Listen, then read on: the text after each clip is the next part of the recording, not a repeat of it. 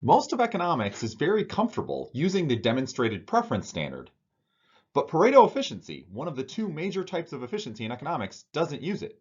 Why? First off, we should understand what a Pareto improvement is.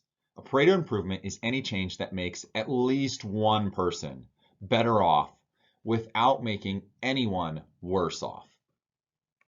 And we need to understand what the demonstrated preference criteria is. The basic idea behind demonstrated preferences is that your choice reveals or demonstrates what your preference is. It's very easy to say something like, oh, yes, I have a preference towards going to the movies. But then if you actually go to the store instead of going to the movies, well, you've demonstrated that your true preference was something else. This gets us away from kind of virtue signaling or revealing that our preference is for something that we want other people to believe what our preference actually is, right? So preferences are deducible from what the person has actually chosen in action, as opposed to what they voice as their action or what they list as their preference. So where does this leave us?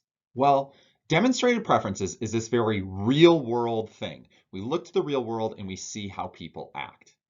The fact of the matter is that this idea is going to end up being very incompatible with the concept of Pareto efficiency, because Pareto efficiency just simply won't be able to use this standard. Let's think about why that is with a simple thought experiment.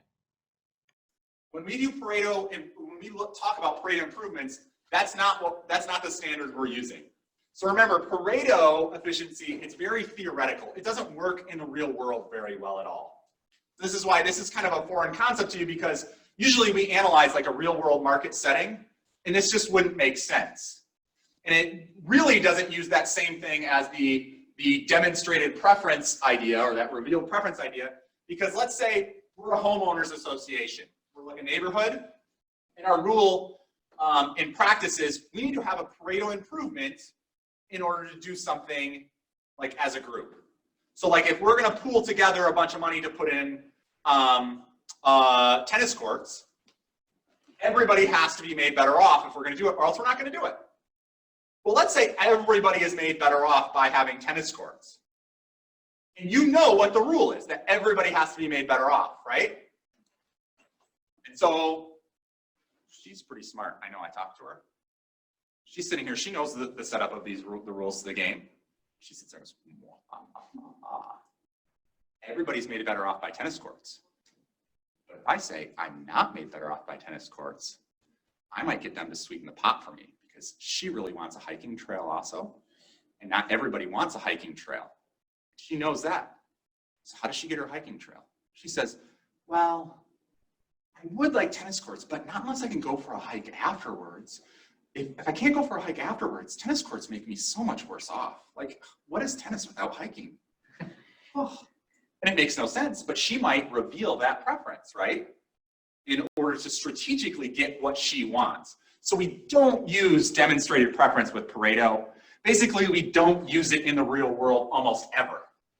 Because in the real world, there's a strong argument to be made that everything already is Pareto efficient.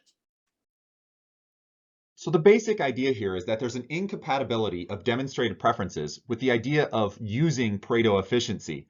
Why? Because of the concept of strategic holdouts. We wouldn't get people to actually demonstrate their real preferences if they knew they were in a situation that was only being judged by Pareto criteria.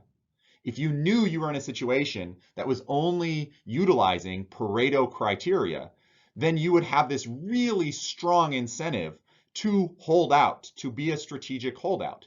Because the only way for action to happen within the group is for absolutely everyone to say they are equal or better off with the action. So if you strategically hold out and say, oh, I'm slightly worse off, the rest of the group cannot act. They can't do anything.